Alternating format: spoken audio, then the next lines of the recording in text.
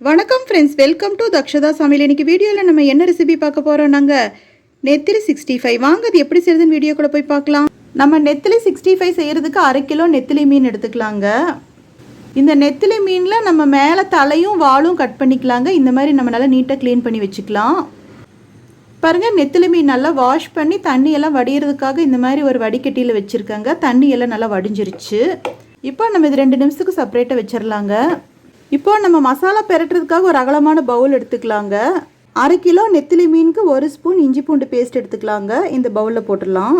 1 spoon வரமிளகா powder, 1/4 teaspoon மஞ்சள் powder, 1/2 teaspoon black pepper powder, 1 spoon garam masala powder, 1 spoon salt, 1 spoon maida, 1 spoon cornflour.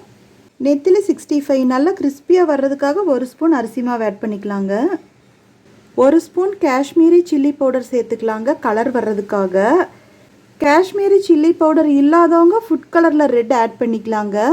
இந்த Kashmiri chilli பவுடரில் colour தாங்க கிடைக்கும், காரம் அவ்வளோவா இருக்காது. ஃபுட் கலருக்கு பதிலாக ஆப்ஷன் இது நம்ம சேர்த்துக்கலாங்க. 3 ட்ராப்ஸ் லெமன். ஃபஸ்ட்டு எல்லாம் நம்ம நல்லா மிக்ஸ் பண்ணிக்கலாங்க. பாருங்கள், மசாலா எல்லாமே நம்ம நல்லா பெரட்டிட்டோம், ட்ரையாக இருக்குது. இப்போ நம்ம 2 ஸ்பூன் தண்ணி விட்டுக்கலாங்க.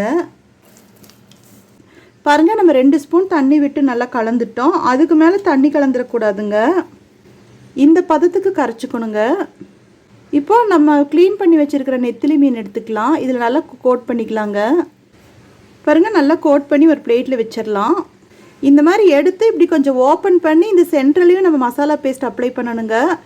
அப்போ தான் ரோஸ்ட் ஆகி வரும்போது உள்ளேயும் அதே காரம் டேஸ்ட் இருக்கும்.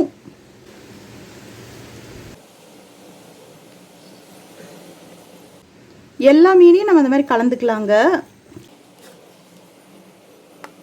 பாருங்கள், நெத்திலி மீனில் நம்ம மசாலாலாம் நல்லா கோட் பண்ணி இந்த மாதிரி வச்சுருக்கோங்க ஒரு பிளேட்டில். 1/2 மணி நேரம் இப்படியே விட்டுருலாங்க. உடனே நம்ம எண்ணெயில் பொரிச்சோம்னா இந்த மசாலாலாம் எண்ணெயிலேருந்து பிரிஞ்சிரும். 1/2 மணி நேரம் கழித்து நம்ம பொரிச்சிக்கலாங்க. அது வரைக்கும் இப்படியே இருக்கட்டும். பாருங்கள், நம்மளுக்கு 1/2 மணி நேரம் ஆயிடுச்சு. இப்போ மீனில் நல்லா இந்த மசாலாலாம் பிடிச்சிருச்சுங்க. இப்போ நம்ம ஆயிலில் டீப் ஃப்ரை பண்ணிக்கலாம். பொரிக்கிறதுக்காக அடுப்பில் ஒரு கடாய் வச்சுக்கலாங்க. அதில் ஆயில் விட்டுக்கலாம். பாருங்கள், எண்ணெய் சூடாயிடுச்சு, நம்ம செக் பண்ணிக்கலாம். சின்னதாக இந்த மாதிரி ஒரு மசாலா பீஸ் எடுத்து போட்டு பார்க்கலாங்க. பாருங்கள், போட்டதுமே பொரிஞ்சு மேலே வருது. இப்போ எண்ணெய் சூடான பக்குவம் போதும். அடுப்பு இப்போ லோ ஃப்ளேமில் தாங்க இருக்குது. நம்ம பெரட்டி வச்ச ஒவ்வொரு மீனும் நம்ம எண்ணெயில் இடைவெளி விட்டு போட்டுக்கலாங்க. அடுப்பு இப்போ மீடியம் ஃப்ளேமுக்கு மாற்றிக்கலாங்க. பாருங்கள், நம்மளுக்கு பாதி ரோஸ்ட் ஆனது போதும். நம்ம இடையில ஒரு முறை இப்படி திருப்பி விட்டுக்கலாங்க. இந்த ரெசிபி செய்யும்போது பக்கத்தில் குழந்தைங்க யாரும் இல்லாமல் பார்த்துக்கோங்க. ஏன்னா சில டைம் மீண்டும் லேசாக வெடிக்கிற மாதிரி ஒரு சவுண்டு வருங்க. பாருங்கள், நமக்கு எண்ணெயில் நல்லா கிறிஸ்பியாக பொரிஞ்சது போதும். இப்போ அடுப்பு லோ ஃப்ளேமுக்கு மாற்றிட்டு இப்போ நம்ம இதை எண்ணெயிலேருந்து வடிச்சு எடுத்துடலாங்க. நம்ம சேனல் பிடிச்சிருந்தா லைக் பண்ணுங்கள், கமெண்ட் பண்ணுங்கள், ஷேர் பண்ணுங்கள், சப்ஸ்கிரைப் பண்ணுங்கள். அப்படியே பக்கத்தில் இருக்கிற பெல் ஐக்கானையும் மறக்காமல் கிளிக் பண்ணுங்கள். தேங்க்யூ.